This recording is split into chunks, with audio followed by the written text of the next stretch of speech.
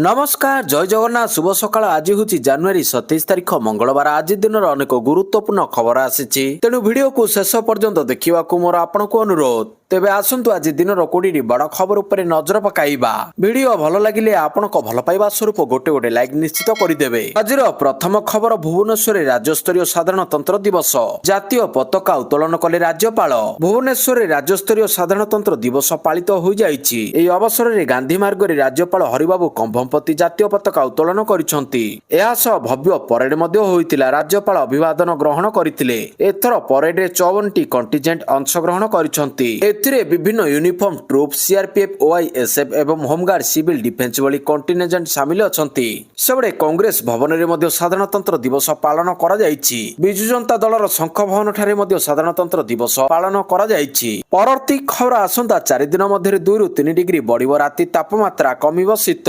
राज्यर आभ्यंतरीण और पश्चिम ओडिशार किछि किछि अंचल रे थंडार प्रकोप बहु मात्रा रे जारी रहिछि।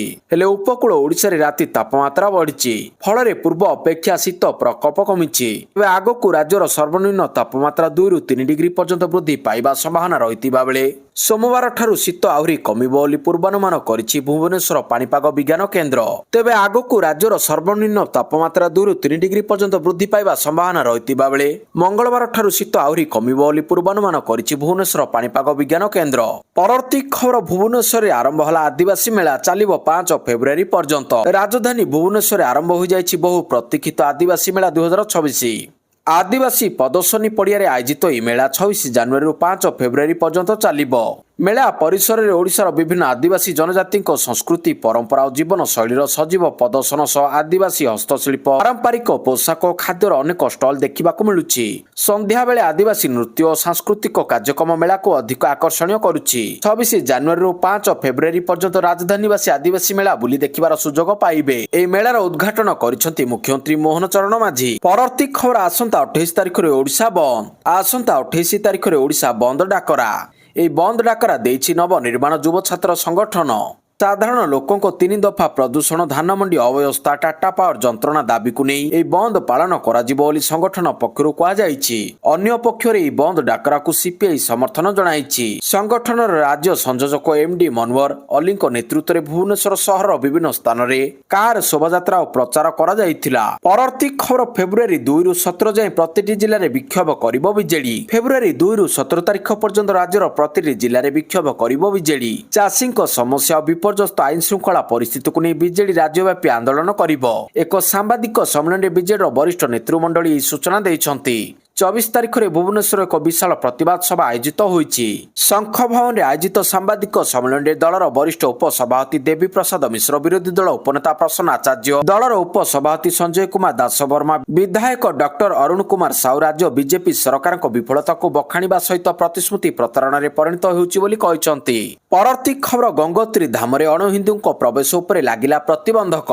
अणहिंदू उपरे लागिला कटकणा। गंगोत्री मंदिर कमिटी लगाइला ब्यान। गंगोत्री धाम रे अणहिंदू प्रवेश उपरे प्रतिबंधक लगा जाइछि। मंदिर कमिटी द्वारा सर्वसम्मति क्रमे निष्पत्ति निया जाइछि। यास श्री बद्रीनाथ केदारनाथ मंदिर कमिटीर आगामी बैठक रे 2 स्थान रे केवल हिंदू प्रवेश नै निष्पत्ति निया जिवो। उत्तराखंड रे थिबा अन्य धर्मस्थली रे मध्ये एहाकु पर्यायक्रमे कड़ाकड़ी भाव में पालन करा जिवो। परवर्ती खबर शुभांशु शुक्ला को अशोक चक्रर सम्मान। अंतर्जातीय महाकाश केन्द्र आईएसएस को प्रथम भारतीय भाव में यात्रा कर इतिहास रचिथिबा शुभांशु शुक्ला को देशर सर्वोच्च शांतिकालीन वीरत्व पुरस्कार प्रदान करा जाइछि। राष्ट्रपति द्रौपदी मुर्मू शुभांशु शुक्ला को अशोक चक्र सम्मान रे सम्मानित करछंती। 2025 जून रे group captain Shubhanshu Shukla Axiom 4 mission रे महाकाश यात्रा करथिले। परवर्ती खबर टी20 विश्वकप पूर्व भारत खेलिबो वार्म अप मैच। टीम को फेरिबे तिलक वर्मा। टी20 विश्वकप 2026 आरंभ फेब्रुआरी 7 रु हेबो। टी20 विश्वकप आयोजन भारत एवं श्रीलंका मिसी करुछंती। ग्रुप बी रो समस्त मैच श्रीलंका रे खेला जिवो एवं पाकिस्तान मध्ये निजर समस्त मैच श्रीलंका रे खेला जिवो। विश्वकप आरंभ होबा पूर्व भारत को अभ्यास मैच खेलिबो। मुंबई रो ब्रेबर्न स्टेडियम रे खेला जिवो। ए मैच दक्षिण आफ्रिका किंबा इंडिया ए विपक्ष में खेला जाई पारे। एथिपाई प्लेइंग एकादश पर घोषणा करा जिवो। परवर्ती खबर महाप्रभु को दर्शन करिवे राष्ट्रपति श्वेतगंगा रे करिवे पिंडदान। ओडिशा गस्त समय महाप्रभु श्री जगन्नाथ को दर्शन करिवे राष्ट्रपति द्रौपदी मुर्मू।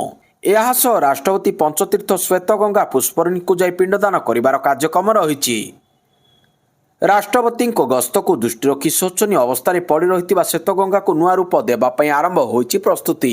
ବାହାଘର ବେଳେ ବାଇଗଣ ରୁଆ ଭଳି ପୁଷ୍କରିଣୀ ଚାରିପାଖେ ଆବର୍ଜନା ଉଠିଥିବା ଅନାବନା ଗଛ ସଫା ହୋଇଛି। ପୁଷ୍କରିଣୀର ପାଚେରୀକୁ ରଙ୍ଗ କରାଯାଉଛି।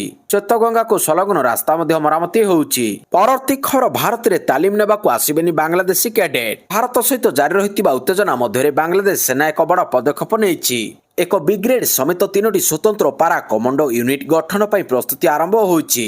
ବାଂଲାଦେଶ ସଶସ୍ତ୍ର ବାହିନୀ ଡିଭିଜନ ଏକ ପ୍ରସ୍ତାବ ପ୍ରସ୍ତୁତ କରି ଏହାକୁ ପ୍ରତିରକ୍ଷା ମନ୍ତ୍ରାଳୟ ମୁଖ୍ୟ ପରାମର୍ଶଦାତା ମହମ୍ମଦ ୟୁନୁସଙ୍କ କାର୍ଯ୍ୟକାଳକୁ ଅନୁମୋଦନ ପାଇଁ ପଠାଇଛି। ଜାନୁଆରୀ 25 ଓ 26 ତାରିଖରେ ଢାକା କ୍ୟାଣ୍ଟନମେଣ୍ଟରେ ଅନୁଷ୍ଠିତ ହୋଇଥିବା ବାଂଲାଦେଶ ସେନା ଜେନେରାଲ ଫର୍ମେସନ କମାଣ୍ଡରଙ୍କ 2 ଦିନିଆ ସମ୍ମିଳନୀରେ ଏହି ଆଲୋଚନା ହୋଇଛି। ପରବର୍ତ୍ତୀ ଖବର, ଜାତୀୟ ପତାକା ଉତ୍ତୋଳନ କଲେ ରାଷ୍ଟ୍ରପତି। ଜାତୀୟ ପତାକା ଉତ୍ତୋଳନ କରିଛନ୍ତି ରାଷ୍ଟ୍ରପତି ଦ୍ରୌପଦୀ ମୁର୍ମୁ। ସାଧାରଣତନ୍ତ୍ର ଦିବସରେ ଜାତୀୟ ପତାକା ଉତ୍ତୋଳନ କରିଛନ୍ତି।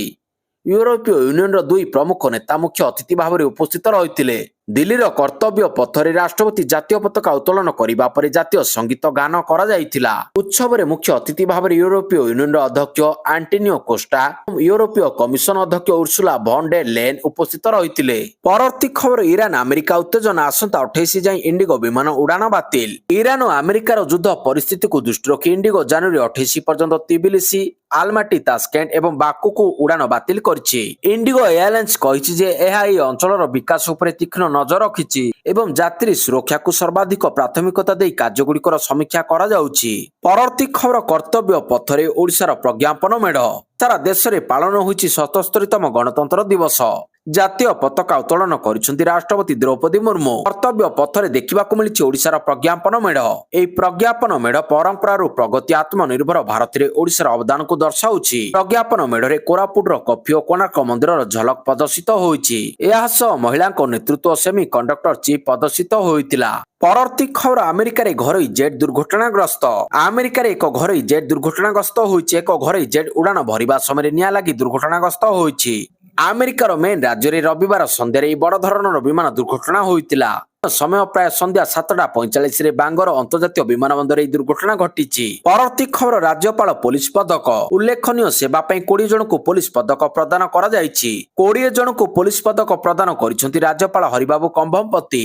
ବର୍ଗ 1ରେ ଆଇପିଏସ୍ ନୀତି ଶେଖର ସତ୍ୟଜିତ ନାୟକଙ୍କୁ ମିଳିଲା ପଦକ। ବର୍ଗ 2ରେ ପୁରୀ ଏସ୍ପି ପ୍ରତୀକ ସିଂଙ୍କୁ ରାଜ୍ୟପାଳ ପଦକ ମିଳିଲା। ପରବର୍ତ୍ତୀ ଖବର, ଚୀନର ଟପ୍ ଜେନେରାଲଙ୍କ ବିରୋଧରେ ପରମାଣୁ ତଥ୍ୟ ଲିକ୍ ଅଭିଯୋଗ। ଚୀନର ଟପ୍ ଜେନେରାଲଙ୍କ ବିରୋଧରେ ପରମାଣୁ ତଥ୍ୟ ଲିକ୍ ଅଭିଯୋଗ ହୋଇଛି। ଆମେରିକାକୁ ଚୀନର ପରମାଣୁ ଅସ୍ତ୍ର ସହିତ ଜଡ଼ିତ ତଥ୍ୟ ଲିକ୍ ହୋଇଥିବା ରିପୋର୍ଟ ପ୍ରକାଶ ପାଇଛି। ଅଭିଯୋଗ ପରେ ଶୀର୍ଷ ସାମରିକ ଅଧିକାରୀ ଝାଙ୍ଗ ଇକ୍ସିଆଙ୍କ ଉପରେ ନଜର ରଖାଯାଇଛି। ରିପୋର୍ଟ ମୁତାବକ ଝିଙ୍ଗ ବିରୋଧରେ ଦୁର୍ନୀତିଠାରୁ ଆରମ୍ଭ କରି ଆମେରିକାକୁ ସମ୍ବେଦନଶୀଳ ପରମାଣୁ ଅସ୍ତ୍ର ତଥ୍ୟ ଲିକ୍ କରିବା ପର୍ଯ୍ୟନ୍ତ ଅଭିଯୋଗ ଥିବାରୁ ଦେଶ ଭିତରେ ଏବଂ ବାହାରେ ତଦନ୍ତ ଆରମ୍ଭ ହୋଇଛି। ପରବର୍ତ୍ତୀ ଖବର, 32 ନକ୍ସଲ ନିହତ, 326 ଗିରଫ। ଗଣତନ୍ତ୍ର ଦିବସ ଅବସରରେ ଝାଡ଼ଖଣ୍ଡ ପୋଲିସ ମହାନିର୍ଦ୍ଦେଶକ ତଦାସ ମିଶ୍ରା ରାଜ୍ୟରେ ଚାଲିଥିବା ନକ୍ସଲବାଦ ବିରୋଧୀ ଅଭିଯାନରେ ପୋଲିସର ବଡ଼ ସଫଳତା ସମ୍ପର୍କରେ ସୂଚନା ପ୍ରଦାନ କରିଛନ୍ତି। ଝାଡ଼ଖଣ୍ଡର ରାଜଧାନୀ ରାଞ୍ଚି ସ୍ଥିତ ପୋଲିସ ମୁଖ୍ୟାଳୟରେ ଧ୍ୱଜାରୋହଣ ପରେ ସେ କହିଛନ୍ତି, ଝାଡ଼ଖଣ୍ଡ ପୋଲିସ ରାଜ୍ୟକୁ ଅପରାଧମୁକ୍ତ କରିବାକୁ ସମ୍ପୂର୍ଣ୍ଣ ଭାବରେ ସଂକଳ୍ପବଦ୍ଧ ଅଟେ। ଡିଜିପିଙ୍କ କହିବା ଅନୁସାରେ 2025 ମସିହାରେ ଝାଡ଼ଖଣ୍ଡ ପୋଲିସ 324 ନକ୍ସଲଙ୍କୁ ଗିରଫ କରିଛି। ଯେତେବେଳେ କି ପୋଲିସ ଏବଂ ମାଓବାଦୀ ମଧ୍ୟରେ ହୋଇଥିବା ଗୁଳି ବିନିମୟରେ 32 ଜଣ ମାଓବାଦୀ ନିହତ ହୋଇଛନ୍ତି। ଏହା ସହିତ 38 ଜଣ ମାଓବାଦୀ ଆତ୍ମସମର୍ପଣ କରିଛନ୍ତି। ପରବର୍ତ୍ତୀ ଖବର, ଆଉ ପାଦେ ଆଗକୁ ବଢିବ ଭାରତ ୟୁରୋପ ସଂଘ ସହ ବଢିବ ବାଣିଜ୍ୟ ସମ୍ପର୍କ।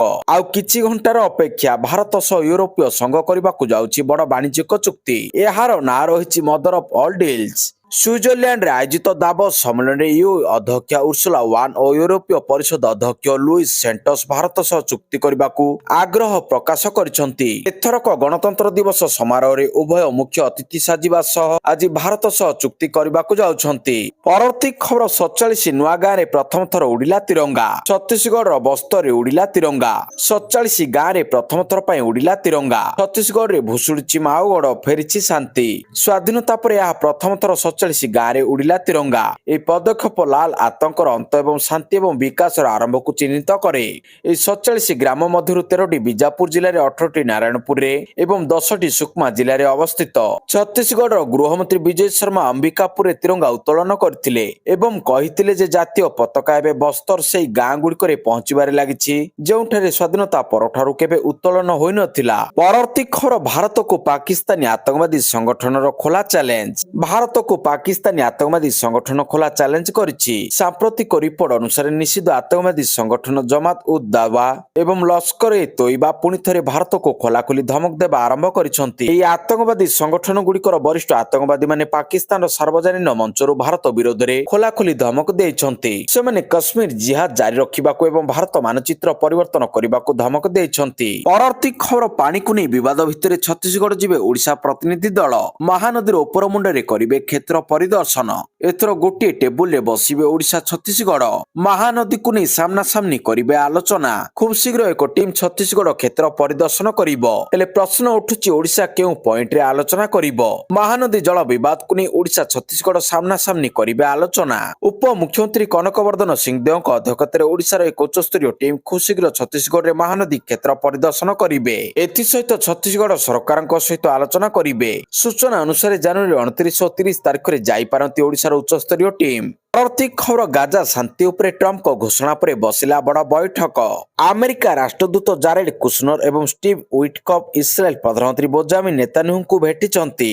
ଉଭୟଙ୍କ ମଧ୍ୟରେ ଗାଜା ଏବଂ ଇରାନର ପରିସ୍ଥିତି ଉପରେ ଆଲୋଚନା ହୋଇଥିଲା। ଅଧିକାରୀମାନେ କହିଛନ୍ତି ଇରାନ ଗିଭିଲଙ୍କ ଶବ ଉଦ୍ଧାର କରିବା ଏବଂ ଗାଜା ଚୁକ୍ତିର ଦ୍ୱିତୀୟ ପର୍ଯ୍ୟାୟ ଆରମ୍ଭ କରିବା ପାଇଁ ପ୍ରଶାସନ ନେତାନ୍ୟାହୁ ଏବଂ ତାଙ୍କ ଦଳ ସହିତ ଘନିଷ୍ଠ ଭାବରେ କାର୍ଯ୍ୟ କରେ।